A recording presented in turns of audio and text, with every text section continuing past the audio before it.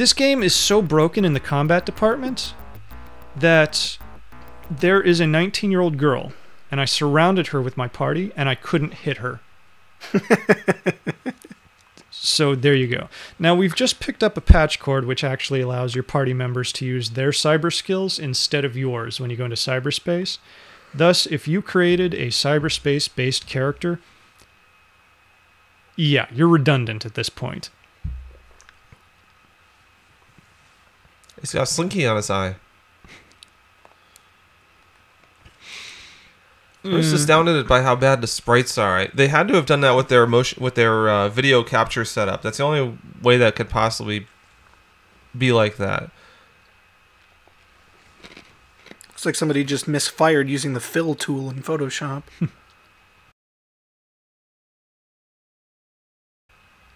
This is interesting. This conversation is actually a subquest which I didn't fulfill in this playthrough, about morph codes, which are this theoretical kind of computer code that can actually adjust your character to increase their stats by altering them in cyberspace and thus affecting you in the real world. I know Kung Fu. Yeah, pretty much. Every nerd's dream of leveling up without having to work. There's two problems with this. One of them is that they only affect the stats that you never use. And two, in this playthrough, I killed a character, the only character who can lead you to the antivirus to scrub the virus that is in these codes. Of course. So you killed them accidentally? No. You just really didn't like him. We're going to get to that point. So I'm trying to understand this from a design perspective, too. I think trying to understand this from a design perspective will make you mad. I'm not sure if that means angry or insane. Possibly both. Now, you've noticed how much gameplay's gone into this so far, right? What? Yeah, exactly. So far, all we are doing is verbal fetch quests to unlock new locations, access to new characters who are going to do the same in the future. It's going to be a while before you actually see any gameplay, and that's kind of maddening. We just like the MMO distilled down to its purest elements, except without the bashing part. We've actually just arrived at Cafe Voltaire, and yeah, this is all of BloodNet right here. We're going to see a lot of dialogue. We're going to hear a poem. The silicon crusts my eyes as I awake to another wholesome trans-technicals breakfast. This time the toast is too crisp. A friend's burnt mind has crumbled to dust. His feeble form rots at the deck, his mind just plankton in a cyber sea, awash with the sediment of 1,000 other dissolved integrities. I rom the sea for a mere germ of more. Oh God, it goes on. Good Lord. It goes on and on.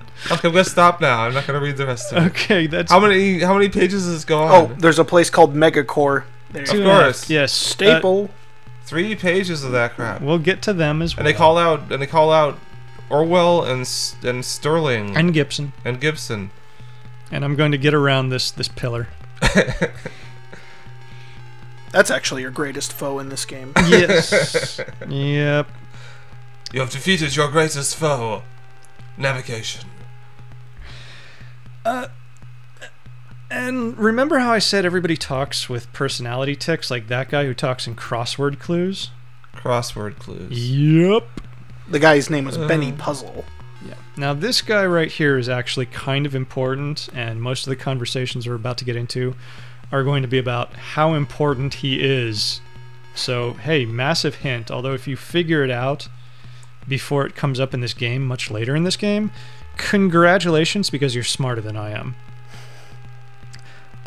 I've talked about how these are a lot of verbal fetch quests, and how you're just unlocking other people and locations. Some of this you are led to, but a lot of it you have to wander around the game world and find it yourself. Sounds exhausting. Yeah. I'm going to point out a few distinct things examples of this as we go on. But all these conversations that you're seeing here, all this talk, only leads to two things. How important that one guy is, and another link in your chain of talking and talking and talking. And that next piece of the chain is something called the Kafka conspiracy. Everybody here is going to be talking about how important that is. Sounds like you would consume less electricity just reading a book. Yep. You get the feeling this wanted to be a book. There is that school of game design. Oh, we got the 3D glasses. It's bound to happen eventually. Okay, we can check that off our cliche list. Everybody take a drink. Everybody take a drink. That's how he distinguishes between the real and the virtual.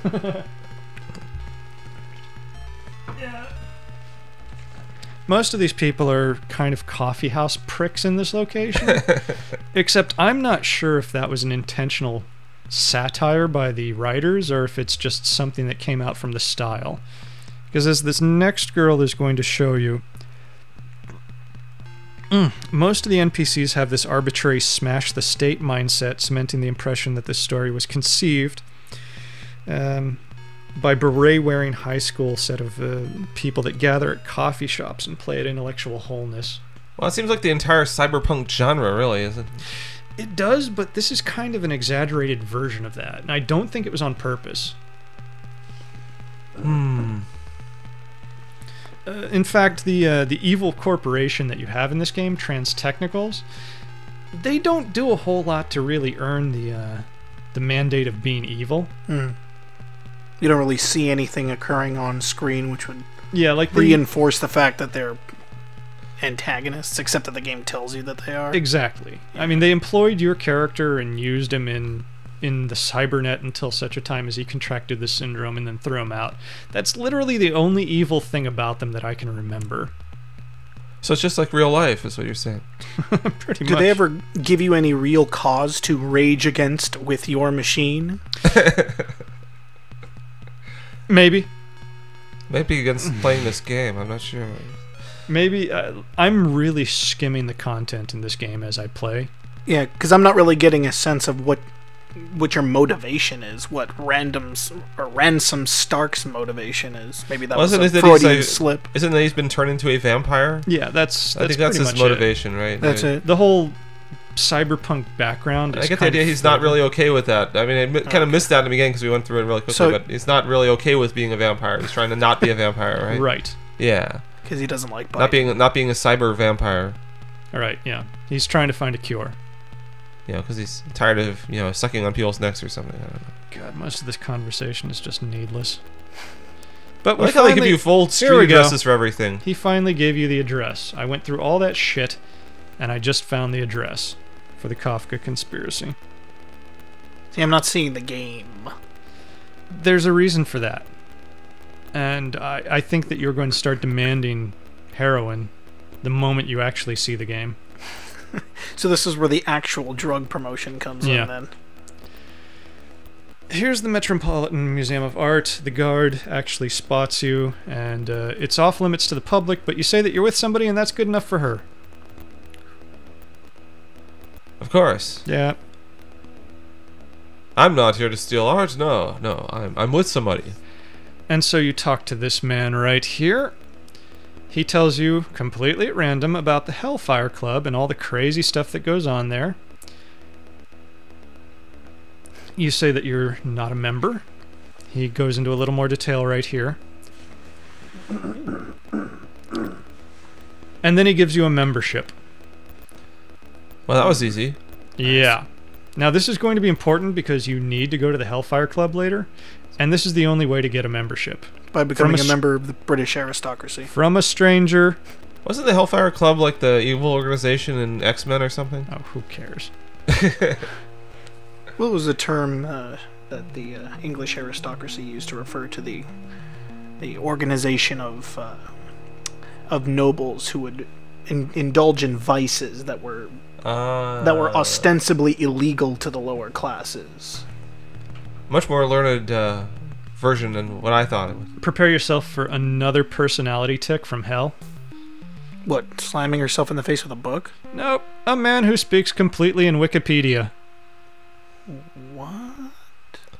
Was this before Wikipedia? It's prescient. Well, actually, it's 100 years after Wikipedia. Well, yes, but the game was actually written before. Hey, I don't think donations would hold it out that long. Good, I just snorted. Like that? Oh, thank you.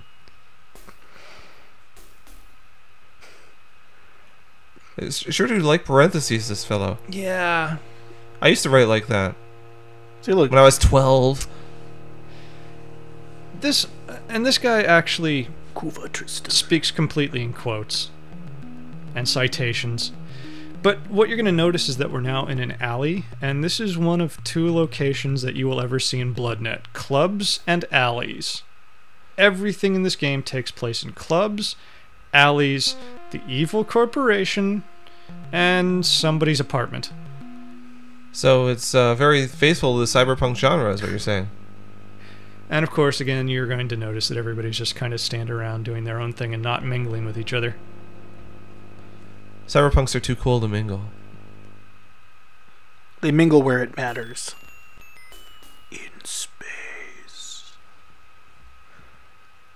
But this guy actually gives you your first sub-quest, and it's actually kind of a neat part of this game, if the rest of it was any good, is that you can pick up odd jobs to make money, and money actually does become kind of scarce, and you do need to buy rather expensive things. Mm-hmm. It's been one of my gripes with games, especially JRPGs, that money is only really an object for the first hour or so, and then after that you're always going to be flush with it. Yeah. You're kind of constantly needing to scramble in this game to make a little extra cash.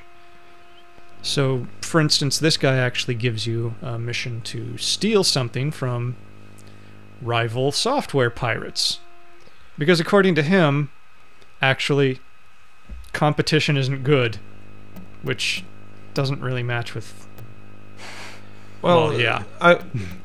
Recalling the piracy scene, they did kind of get in each other's faces when one group would like release the partially finished work of a crack of another group, and they'd get all upset, or they'd put their own name on something. So there was kind of a rivalry thing going on. I think there still is a bit of that